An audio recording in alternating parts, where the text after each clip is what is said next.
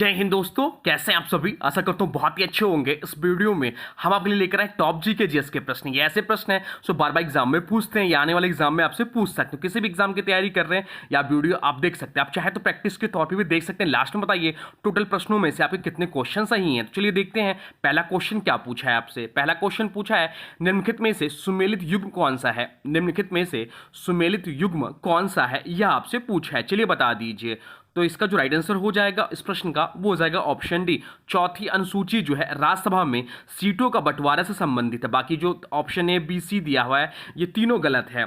चौथी अनुसूची जो ऑप्शन में दिया है राज्यसभा में सीटों का बंटवारा, या चौथी अनुसूची भारतीय संविधान में राज्यसभा में विभिन्न राज्यों का मिलने वाली सीटों का वितरण करती है। इनमें यह उल्लेख है कि किस राज्य को राज्यसभा में कितनी सीटें दी जाएगी। बाकी ऑप्शन में जो दिया है ऑप्शन ए सातवीं अनुसूची, तो सातवीं अनुसूची जो दिया ऑप्शन में 62 या 62 से संबंधित नहीं है, गलत है। क्योंकि सातवीं अनुसूची में 3 सूचियां दी गई हैं, संघ सूची, राज्य सूची और समवर्ती सूची, इसलिए यह ऑप्शन ए गलत हो जाता है। ऑप्शन बी दिया है, ऑप्शन बी जो दिया है 8वीं अनुसूची, संघ राज्य और समवर्ती सूची, क्यों यह गलत हो जाएगा। क्योंकि 8वीं अनुसूची में भारत की 22 मान्यता प्राप्त भाषाएं सूचीबद्ध हैं। संघ राज्य व समवर्ती सूची 7वीं अनुसूची में अभी हम लोग पढ़े हैं। और ऑप्शन जो सी दिया हुआ 9वीं अनुसूची, दल बदल के आधार पर आयोग्यता प्रावधान, या भी ऑप्शन गलत है। क्योंकि 9वीं अनुसूची में भूमि सुधार और कुछ विशेष कानूनों को न्यायिक समीक्षा से बचाने के लिए डाला गया। दल बदल कानून जो है 10वीं अनुसूची में है। अब चलते हैं अगले प्रश्न की ओर, देखते हैं अगला प्रश्न क्या पूछा है आपसे। अगला प्रश्न पूछा, निम्नलिखित में से कौन सा नीति निर्देशक तत्व नहीं है। निम्नलिखित में से कौन सा नीति निर्देशक तत्व नहीं है, यह आपसे पूछा है। तो चलिए बता दीजिए, राइट आंसर कमेंट बॉक्स में लिख दीजिए। तो राइट आंसर हो जाएगा इस प्रश्न का, वो हो जाएगा ऑप्शन सी, बाल श्रम पर रोक। बाल श्रम पर रोक जो है यह मौलिक अधिकार नहीं है, परंतु यह जो है यह अनुच्छेद 24 के अंतर्गत आता है। यह मौलिक अधिकार है। बाल श्रम पर रोक जो है यह मौलिक अधिकार अनुच्छेद 24 के अंतर्गत आता है। 14 वर्ष से कम आयु के बच्चों को खतरनाक कामों में नियोजित नहीं किया जाएगा। यह मौलिक अधिकार है, ना कि नीति निर्देशक तत्व। तो इस प्रश्न के हिसाब से ऑप्शन ऑप्शन सी सही हो जाएगा।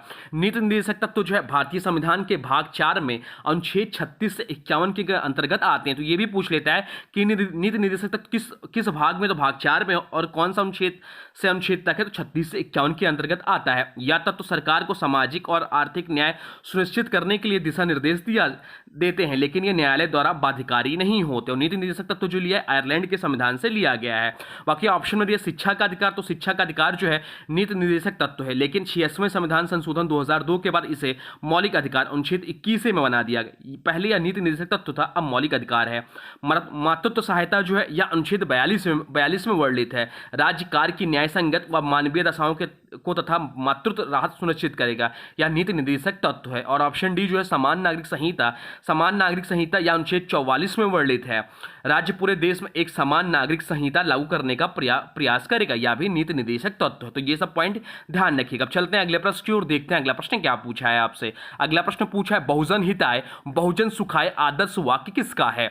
बहुजन हिताय बहुजन सुखाय आदर्श वाक्य किसका है, यह आपसे पूछा है। चलिए बता दीजिए। तो राइट आंसर हो जाएगा ऑप्शन सी। ऑप्शन सी इस प्रश्न का राइट आंसर हो जाएगा।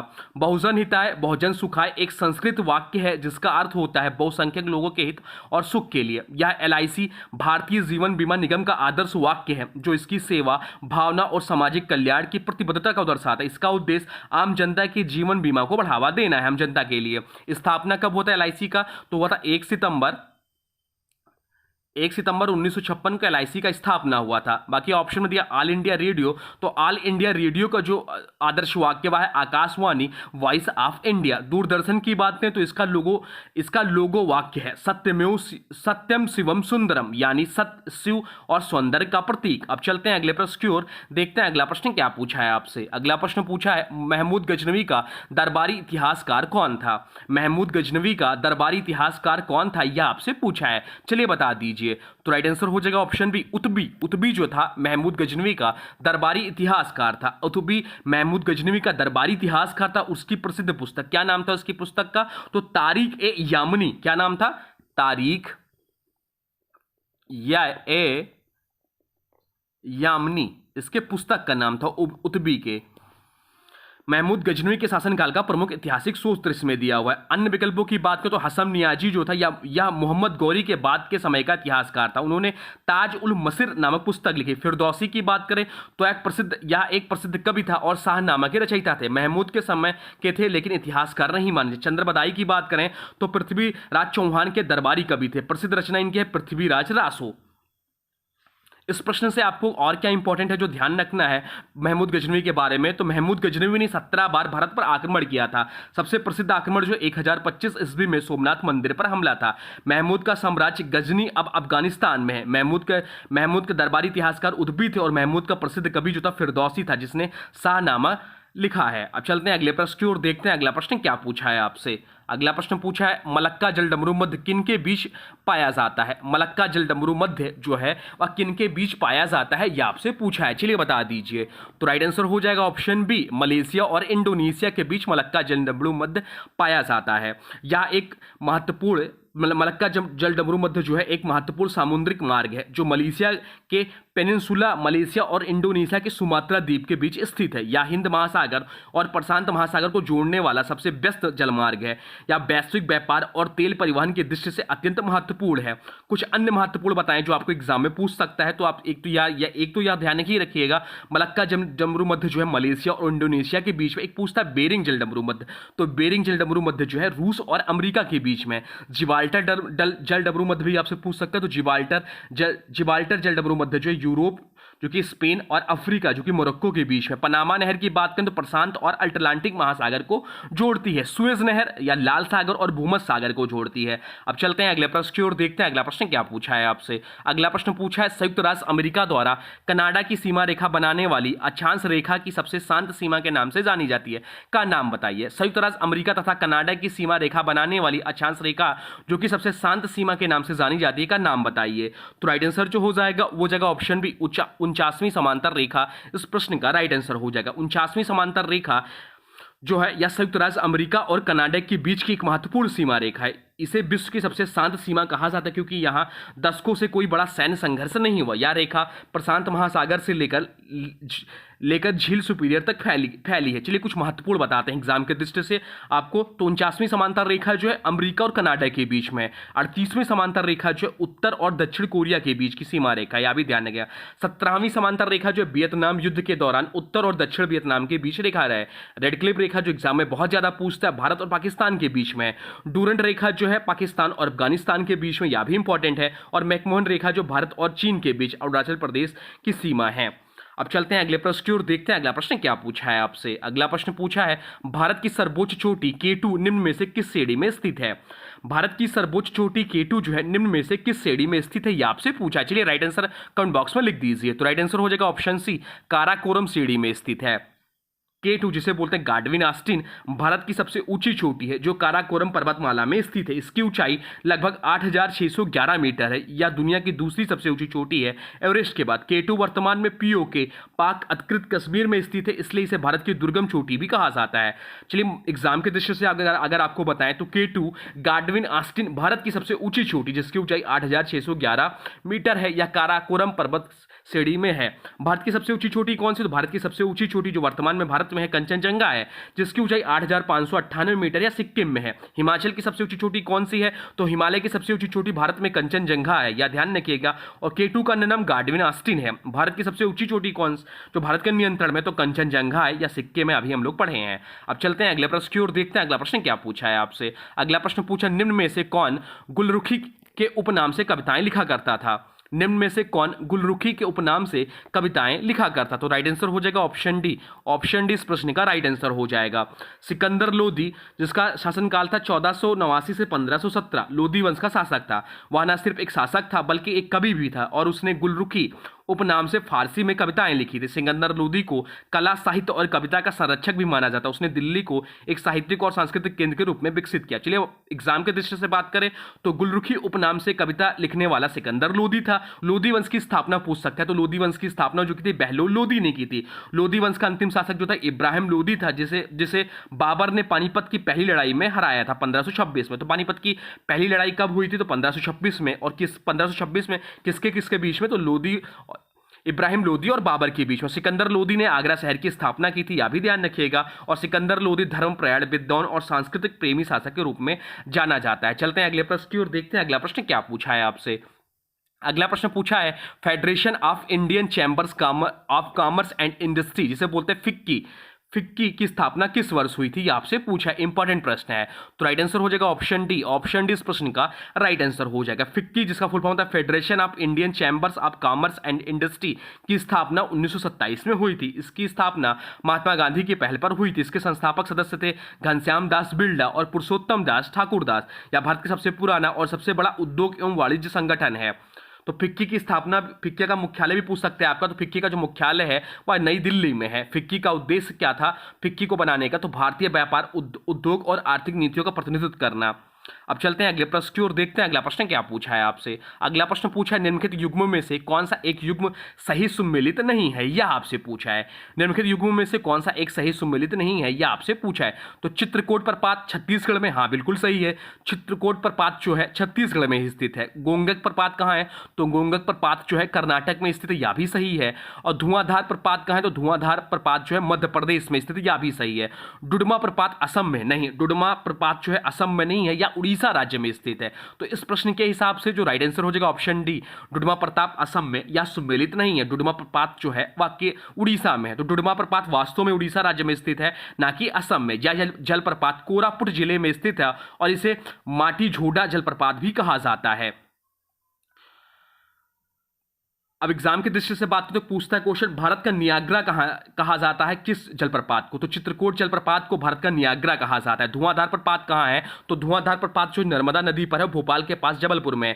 गोकक प्रपात की बात करें तो घाट प्रभा नदी पर स्थित है और यह अभी हम लोग पढ़े कर्नाटक में। डुडमा प्रपात जो है मचकुंड नदी पर है, उड़ीसा में स्थित है। और भारत का सबसे ऊंचा जलप्रपात कौन सा, तो भारत का सबसे ऊंचा जलप्रपात जो है कुंचिकल जलप्रपात है, यह भी ध्यान रखिएगा। चलते हैं अगले प्रश्न की ओर, देखते हैं अगला प्रश्न क्या पूछा है आपसे। अगला प्रश्न पूछा मुद्रा संकुचन का कारण होता है, मुद्रा संकुचन का कारण क्या होता है, यह आपसे पूछा है। तो राइट आंसर हो जाएगा ऑप्शन डी, माल एवं सेवाओं की पूर्ति की तुलना में मुद्रा की पूर्ति कमी मुद्रा संकुचन का कारण होता है। जब बाजार में मुद्रा की मात्रा उपलब्ध वस्तुओं और सेवाओं की तुलना में कम हो जाती है तो यह स्थिति मुद्रा संकुचन कहलाती है। क्या कहलाती है, जब बाजार में मुद्रा की मात्रा उपलब्ध वस्तुओं और सेवाओं की तुलना में कम हो जाती है तो यह स्थिति मुद्रा संकुचन कहलाती है। इसमें मांग घट जाती है और कीमतें गिरती हैं और आर्थिक गतिविधियां धीमी हो जाती हैं। तो मुद्रा संकुचन का मतलब यह था। अगर आपसे पूछ ले मुद्रास्फीति, तो मुद्रा आपूर्ति अधिक और वस्तु सेवा कम, तो ये मुद्रास्फीति हो जाता है। थोड़ी मात्रा में मुद्रा संकुचन अर्थव्यवस्था के लिए लाभकारी हो सकता है, लेकिन अधिक होने पर यह आर्थिक मंदी ला सकती है। मुद्रा प्रसार को नियंत्रित करने के लिए भारतीय reserve bank RBI repo rate, CRR, SLR जैसे उपाय अपनाता है। चलते हैं अगले प्रश्न की ओर, देखते हैं अगला प्रश्न क्या पूछा है आपसे। अगला प्रश्न पूछा है संविधान निर्मात्री परिषद की झंडा समिति के अध्यक्ष कौन थे। संविधान निर्मात्री परिषद की झंडा समिति के अध्यक्ष कौन थे, यह आपसे पूछा है, चलिए बता दीजिए। तो राइट आंसर हो जाएगा ऑप्शन सी, JB कृपलानी साहब थे। संविधान सभा की विभिन्न समितियों में से एक थी झंडा समिति। इस समिति का गठन भारतीय ध्वज के स्वरूप को अंतिम रूप देने के लिए किया गया था। अध्यक्ष थे JP जेवियर भुइया कृपलानी। उन्होंने भारतीय ध्वज के रंग, चक्र और अनुपात के निर्धारण में अहम भूमिका निभाई थी। बाकी ऑप्शन में दिया सी राजगोपालाचारी। तो सी राजगोपालाचारी भारत के अंतिम गवर्नर जनरल थे। डॉक्टर राजेंद्र प्रसाद की बात करें तो संविधान सभा के अध्यक्ष थे। डॉक्टर भीमराव अंबेडकर की बात करें तो संविधान की प्रारूप समिति के अध्यक्ष थे। कुछ महत्वपूर्ण बताते हैं एग्जाम के दृष्टि से, तो भारतीय ध्वज को 22 जुलाई 1947 को संविधान सभा ने अपनाया था। झंडे का डिजाइन सबसे पहले पिंगली वेंकैया ने प्रस्तुत किया था। झंडे के बीच के चक्र को अशोक चक्र कहते हैं, जिसमें 24 तीलियां होती हैं। चलते हैं अगले प्रश्न की ओर, देखते हैं अगला प्रश्न क्या पूछा है आपसे। अगला प्रश्न पूछा निम्नलिखित में भारतीय रेलवे में अधिकतम कमाई का योगदान कौन करता है। निम्नलिखित में भारतीय रेलवे में अधिकतम कमाई का योगदान कौन करता है, यह आपसे पूछा है, चलिए बता दीजिए। तो राइट आंसर हो जाएगा ऑप्शन बी, माल यातायात से आय। भारतीय रेलवे की कुल आय का सबसे बड़ा हिस्सा मालवाहक ट्रेनों से आता है। रेलवे को कोयला, सीमेंट, खाद, अनाज, स्टील, तेल आदि वस्तुओं के परिवहन से सबसे ज्यादा राजस्व प्राप्त होता है। फ्रेट ट्रैफिक से लगभग 65 से 70% तक की कुल आय रेलवे को प्राप्त होती है। यात्री किराया राजस्व में दूसरे स्थान पर आता है, लेकिन यह घाटे का सौदा माना जाता है क्योंकि सब्सिडी भी दी जाती है। चलते हैं अगले प्रश्न की ओर, देखते हैं अगला प्रश्न क्या पूछा है आपसे। अगला प्रश्न पूछा, कर्क रेखा भारत के कितने राज्यों से होकर गुजरती है। कर्क रेखा जो है भारत के कितने राज्यों से होकर गुजरती है, यह आपसे पूछा है, चलिए बता दीजिए। तो राइट आंसर हो जाएगा ऑप्शन डी, आठ राज्यों से। कर्क रेखा भारत को लगभग 20 से काटती है और 8 राज्यों से होकर गुजरती है। ये राज्य हैं गुजरात, राजस्थान, मध्य प्रदेश, छत्तीसगढ़, झारखंड, पश्चिम बंगाल और त्रिपुरा और मिजोरम। तो भारत में कर्क रेखा जो है 23.5 डिग्री उत्तरी अक्षांश पर स्थित है कर्क रेखा। भारत में कर्क रेखा गुजरने वाला पश्चिमी राज्य जो है, भारत में कर्क रेखा गुजरने वाला पश्चिमी राज्य गुजरात। भारत में कर्क रेखा गुजरने वाला पूर्वी राज्य कौन सा, यह भी एग्जाम में पूछ सकते हो, तो मिजोरम है। केवल त्रिपुरा और मिजोरम ऐसे पूर्वोत्तर राज्य है जहां पर यह रेखा गुजरती है। भारत विश्व का एकमात्र देश है जहां से कर्क रेखा, भूमध्य रेखा और रेखांश 82.5 डिग्री ई जो है सबसे पास करते हैं, सभी पास करते हैं। चलते हैं अगले प्रश्न की ओर, देखते हैं अगला प्रश्न क्या पूछा है आपसे। अगला प्रश्न पूछा है, निम्नलिखित में से किसकी उपस्थिति में राष्ट्रपति शपथ ग्रहण करते हैं। निम्नलिखित में से किसकी उपस्थिति में राष्ट्रपति जो है शपथ ग्रहण करते हैं, यह आपसे पूछा है, चलिए बता दीजिए। तो राइट आंसर हो जाएगा ऑप्शन सी, भारत के मुख्य न्यायाधीश। भारतीय संविधान के अनुच्छेद 60 के अनुसार भारत के राष्ट्रपति को पद और गोपनीयता की शपथ भारत के मुख्य न्यायाधीश द्वारा दिलाई जाती है। यदि मुख्य न्यायाधीश अनुपस्थित हो तो यह कार्य सुप्रीम कोर्ट के वरिष्ठतम न्यायाधीश द्वारा किया जाता है। एग्जाम के दृष्टि से आपको चलिए बताते हैं, तो अनुच्छेद 60 जो है राष्ट्रपति की शपथ से संबंधित है। पूछ सकता है कि राष्ट्रपति के शपथ से संबंधित कौन सा अनुच्छेद है, तो अनुच्छेद 60 है। राष्ट्रपति का कार्यकाल जो है 5 वर्ष है, या अनुच्छेद 56 में दिया है। भारत के पहले राष्ट्रपति थे डॉक्टर राजेंद्र प्रसाद। राष्ट्रपति का निर्वाचन जो होता है अनुच्छेद 54 के तहत अप्रत्यक्ष चुनाव द्वारा होता है। भारत का सर्वोच्च संवैधानिक पद कौन सा है, तो राष्ट्रपति है। चलते हैं अगले प्रश्न की ओर, देखते हैं अगला प्रश्न क्या पूछा है आपसे। अगला प्रश्न पूछा हुआ है, पृथ्वी के किस भाग में निकेल और लोहे की प्रचुरता है। पृथ्वी के किस भाग में निकेल और लोहे की प्रचुरता है, यह आपसे पूछा है, चलिए बता दीजिए। तो राइट आंसर हो जाएगा ऑप्शन सी, निफे। निफे इस प्रश्न का राइट आंसर हो जाएगा। निफे यानी Ni मतलब निकिल, Fe मतलब फेरम या लोहा, या पृथ्वी की आंतरिक कोर का भाग है जिसमें मुख्यतः निकेल और लोहे की प्रचुरता पाई जाती है। इस भाग को ही निफे कहा जाता है। अन्य विकल्पों की बात करो, सियाल जो है सिलिकॉन प्लस एल्यूमिनियम से बना होता है, इसमें होता है। पृथ्वी की ऊपरी परत होती है ग्रेनाइट चट्टानों से बनी होती है। और सीमा की बात करें SiM है, तो सिलिकॉन Si और Ma मतलब मैग्नीशियम या महासागरीय कष्ट व मेंटल के ऊपरी हिस्से में पाई जाती है। अगर एग्जाम की दृष्टि से बात करें तो पृथ्वी की सबसे ऊपरी परत कौन सी होती है, आपसे पूछ सकता है, तो क्रस्ट है। सबसे छोटी परत कौन सी है, सबसे मोटी परत कौन सी है, तो मेंटल है। पृथ्वी की सबसे अंदरूनी परत कौन सी है, तो कोर है। निफे जो है कोर में पाया जाने वाला भाग है जो पृथ्वी की सबसे अंदरूनी परत होती है, जिसमें निकेल और लोहा प्रमुख है। पृथ्वी का चुंबकीय क्षेत्र जो है कोर में लोहे की उपस्थिति कारण हो बनता है। चलते हैं अगले प्रश्न की ओर, देखते हैं अगला प्रश्न क्या पूछा है आपसे। अगला प्रश्न पूछा हुआ है, राष्ट्रपति भवन किस वर्ष में बनाया गया था। राष्ट्रपति भवन जो है किस वर्ष में बनाया गया था, यह आपसे पूछा है, चलिए बता दीजिए। तो राइट आंसर जो हो जाएगा वो हो जाएगा ऑप्शन बी, 1910 में बनाया गया था। राष्ट्रपति भवन जो है 1910 में बनाया गया था। राष्ट्रपति भवन का निर्माण कार्य 1910 में शुरू किया गया था और जब भारत में ब्रिटिश शासन था। यह भवन ब्रिटिश वायसराय के निवास के लिए बनाया गया था। इसका डिजाइन सर एडविन लुटियंस ने तैयार किया था। यह भवन तब वायसराय हाउस कहलाता था। 1931 में इसे आधिकारिक रूप से पूरा किया गया और उपयोग में लाया गया। 1947 में भारत की स्वतंत्रता के बाद इसे राष्ट्रपति भवन का नाम दिया गया। इसमें जो कुल कमरे हैं वह 340 कमरे। यह स्थान कहां पर है, तो नई दिल्ली में है और इसको जो डिजाइन तैयार किया था सर एडविन लुटियंस ने किया था, यह भी ध्यान रखिएगा। चलते हैं अगले प्रश्न की ओर, देखते हैं अगला प्रश्न क्या पूछा है आपसे। अगला प्रश्न पूछा है, कोंकण तट कहां से कहां तक विस्तृत है। कोंकण तट जो है वह कहां से कहां तक है, यह आपसे पूछा है। तो राइट आंसर हो जाएगा ऑप्शन बी, दमन से गोवा तक। कोंकण तट भारत के पश्चिमी तट पर स्थित एक तटीय भाग है जो मुख्यतः दमन गुजरात से शुरू होकर गोवा तक फैला हुआ है। यह तट क्षेत्र महाराष्ट्र और गोवा राज्यों के अंतर्गत आता है और इसमें कुछ हिस्से दमन और दीव जैसे केंद्रशासित प्रदेशों को भी शामिल किया गया है। तो कोंकण तट जो है दमन से गोवा तक फैला हुआ, इसमें मुख्यतः महाराष्ट्र और गोवा के तटीय जिले आते हैं। यह तट क्षेत्र अरब सागर से सटा हुआ है। यह तट भारत के पश्चिमी तट के उत्तरी भाग को दर्शाता है। दक्षिण में कोंकण तट के बाद कर्नाटक तट, कनारा और फिर मालाबार तट केरल आता है। चलते हैं अगले प्रश्न की ओर, देखते हैं अगला प्रश्न क्या पूछा है आपसे। अगला प्रश्न पूछा, किस देश के साथ भारत की सबसे लंबी अंतरराष्ट्रीय सीमा है। किस देश के साथ भारत की सबसे लंबी अंतर्राष्ट्रीय सीमा है, यह आपसे पूछा है। तो राइट आंसर हो जाएगा ऑप्शन सी, बांग्लादेश के साथ। भारत की सबसे लंबी अंतर्राष्ट्रीय सीमा बांग्लादेश के साथ है। भारत और बांग्लादेश के बीच की सीमा की लंबाई लगभग 4096 किलोमीटर है। यह सीमा भारत के पश्चिम बंगाल, असम, मेघालय, त्रिपुरा और मिजोरम राज्यों में होकर गुजरती है। बात हो रही बांग्लादेश की, तो जिसकी राजधानी है ढाका, मुद्रा है टका।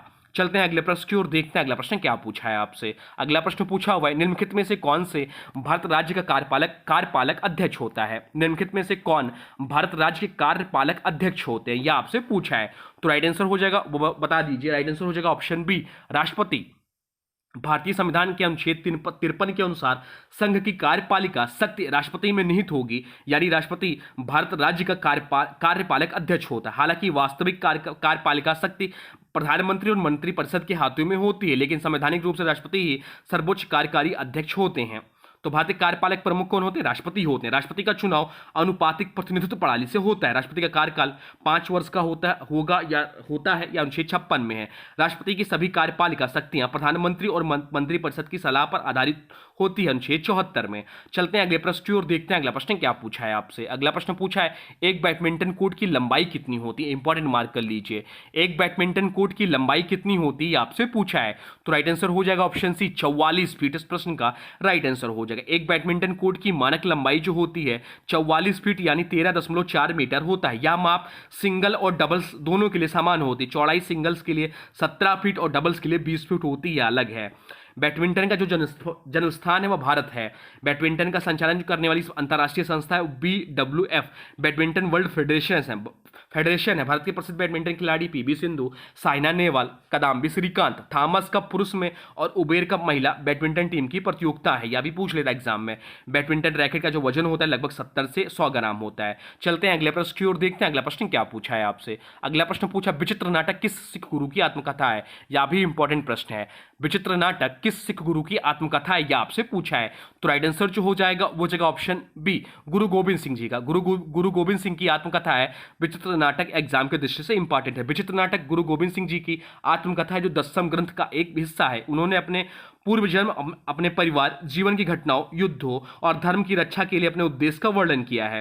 एग्जाम की दृष्टि से अगर महत्वपूर्ण बताएं आपको, तो गुरु गोविंद सिंह सिखों के 10वें और अंतिम गुरु थे। उन्होंने ही खालसा पंथ की स्थापना की 1699 में की थी, बैसाखी के दिन। उन्होंने 5 प्यारों का चयन किया था। उन्होंने ही घोषणा की थी कि गुरु ग्रंथ साहिब ही अब सिखों का गुरु होगा। गुरु गोविंद सिंह का जन्म 1666 पटना साहिब बिहार में हुआ था। इनका निर्धन 1708 में नांदेड़ महाराष्ट्र में हुआ था। चलते हैं अगले प्रश्न की ओर, देखते हैं अगला प्रश्न क्या पूछा है आपसे। अगला प्रश्न पूछा, अंतर्राष्ट्रीय शांति दिवस कब मनाया जाता है? अंतर्राष्ट्रीय शांति दिवस कब मनाया जाता है, यह आपसे पूछा है। तो अंतर्राष्ट्रीय शांति दिवस जो मनाया जाता है 21 सितंबर को मनाया जाता है। राइट आंसर हो जाएगा ऑप्शन सी, 21 सितंबर। इसे संयुक्त राष्ट्र द्वारा मनाया जाता है। 1981 से यह दिवस शुरू किया गया, अंतर्राष्ट्रीय शांति दिवस। उद्देश्य क्या है? तो शांति को बढ़ावा देना और युद्ध विराम को प्रोत्साहित करना। चलते हैं अगले प्रश्न की ओर, देखते हैं अगला प्रश्न क्या पूछा है आपसे। अगला प्रश्न पूछा है, किस भारतीय प्रधानमंत्री के समय मृदा स्वास्थ्य कार्ड योजना शुरू की गई? किस भारतीय प्रधानमंत्री के समय मृदा स्वास्थ्य कार्ड योजना शुरू की गई? तो राइट आंसर जो हो जाएगा वो जगह ऑप्शन सी, नरेंद्र मोदी। शुरुआत जो हुई 19 फरवरी 2015 से। कब हुई? तो 19 फरवरी 2015 से मृदा स्वास्थ्य कार्ड की शुरुआत हुई। उद्देश्य क्या था? किसानों को उनकी भूमि की उर्वरता की जानकारी देना। चलते हैं अगले प्रश्न की ओर, देखते हैं अगला प्रश्न क्या पूछा है आपसे। अगला प्रश्न पूछा है, अशोक का शिलालेख किस लिपि में सबसे अधिक मिलता है? अशोक का शिलालेख किस लिपि में सबसे अधिक मिलता है, यह आपसे पूछा है। तो राइट आंसर जो हो जाएगा वो जगह ऑप्शन है, ब्राह्मी लिपि में। अशोक के अधिकांश शिलालेख ब्राह्मी लिपि में लिखे गए थे। खरोष्ठी लिपि का प्रयोग केवल उत्तर पश्चिमी भारत में हुआ। ब्राह्मी लिपि जो है देवनागरी की पूर्वज है। खरोष्ठी लिपि दाई से बाई लिखी जाती है। चलते हैं अगले प्रश्न की ओर, देखते हैं अगला प्रश्न क्या पूछा है आपसे। अगला प्रश्न पूछा है, प्रोटॉन की खोज किसने की थी? प्रोटॉन की खोज किसने की थी, आपसे पूछा है। तो राइट आंसर हो जाएगा ऑप्शन बी, रदरफोर्ड। रदरफोर्ड ने प्रोटॉन की खोज की थी। रदरफोर्ड ने 1917 में प्रोटॉन की खोज की, जब उन्होंने नाइट्रोजन पर अल्फा कणों का प्रहार किया था। प्रोटॉन जो धन आवेशित कण होता है, इसका द्रव्यमान न्यूट्रॉन के लगभग बराबर होता है। चलते हैं अगले प्रश्न की ओर, देखते हैं अगला प्रश्न क्या पूछा है आपसे। अगला प्रश्न पूछा है, विश्व में सबसे पहले लिखित संविधान किस देश का है? विश्व में सबसे पहले लिखित संविधान किस देश का है, यह आपसे पूछा है। राइट आंसर बता दीजिए। तो राइट आंसर हो जाएगा ऑप्शन ए, अमेरिका का। विश्व का सबसे बड़ा लिखित संविधान जो अमेरिका का है, जो 1789 में लागू हुआ। कब लागू हुआ? तो 1789 में लागू हुआ। ब्रिटेन का संविधान अलिखित है, भारतीय संविधान जो है विश्व का सबसे बड़ा लिखित संविधान है। चलते हैं अगले प्रश्न की ओर, देखते हैं अगला प्रश्न क्या पूछा है आपसे। अगला प्रश्न पूछा है प्रोटीन की इकाई क्या कहलाती है। प्रोटीन की इकाई क्या कहलाती है, यह आपसे पूछा है। तो राइट आंसर जो हो जाएगा वो हो जाएगा ऑप्शन बी, एमिनो एसिड कहलाती है। प्रोटीन एमिनो एसिड की श्रृंखला से मिलकर बनता है। 20 प्रकार के एमिनो एसिड होते हैं। कुछ एमिनो एसिड शरीर में नहीं बनता, उन्हें आहार से लेना पड़ता है। चलते हैं अगले प्रश्न की ओर, देखते हैं अगला प्रश्न क्या पूछा है आपसे। अगला प्रश्न पूछा है किस अधिनियम को भारत सरकार अधिनियम कहा जाता है जो भारत में ब्रिटिश शासन की नींव बना। किस अधिनियम को भारत सरकार अधिनियम कहा जाता है जो भारत में ब्रिटिश शासन की नींव बना। तो राइट आंसर जो हो जाएगा वो जगह ऑप्शन डी, 1935 अधिनियम। इस अधिनियम ने प्रांतीय स्वायत्तता, संघीय ढांचा और दैर्ध्य शासन प्रणाली को स्थापित किया। स्वतंत्रता के से पहले का सबसे व्यापक कानून था यह। भारतीय संविधान में कई धाराएं यहीं से ली गई हैं। चलते हैं अगले प्रश्न की ओर, देखते हैं अगला प्रश्न क्या पूछा है आपसे। अगला प्रश्न पूछा भारत की पहली महिला मुख्यमंत्री कौन थी।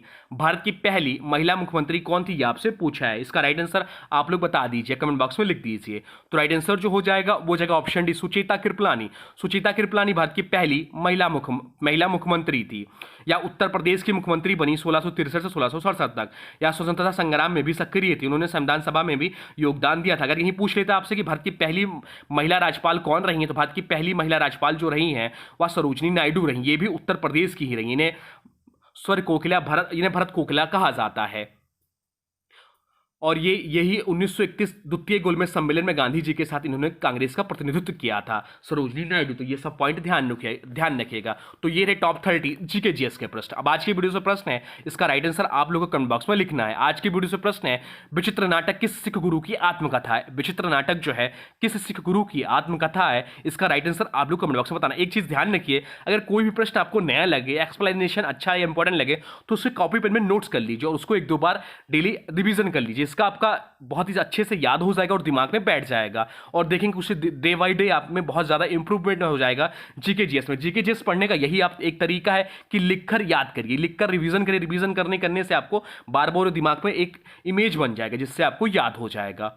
तो इस प्रश्न का राइट आंसर आप लोग कमेंट बॉक्स में लिखना है। और हाँ देखिए, अभी तक आपने वीडियो को लाइक नहीं किया तो प्लीज़ वीडियो को लाइक कर दीजिए और वीडियो को शेयर कर दीजिए। आपके लिए बहुत ही मेहनत की जा रही है, तो प्लीज़ आप भी इतना मेहनत कर दिया करिए। मैं बार बार नहीं कहता, वीडियो के लास्ट में इसलिए कहता हूँ कि आपका समय बहुत ही बहुमूल्य है, इसको वेस्ट ना किया जाए। इसलिए एक वीडियो को कुछ लोगों ने शिकायत की थी कि आपका जो बोलने का तरीका है वो बहुत ही तेज़ होता है। तो मेरा यही मकसद है कि आपको कम समय में ज़्यादा से ज़्यादा डिलीवर किया जा सके, इसलिए वीडियो थोड़ा सा फास्ट हो जाता है। अगर आपको फास्ट लगे तो प्लीज़ यूट्यूब पर जाकर उसका स्पीड जो है धीरे कर दिया करिए, इससे आपको आवाज़ जो मेरा हो जाएगा वो धीरे हो जाएगा। तो चलिए, और भी कोई सुझाव तो कमेंट बॉक्स में लिख दिया करिए। तो चलिए मिलते हैं एक नए वीडियो में, तब तक के लिए thanks for watching railway exam target. For more update please subscribe railway exam target channel को।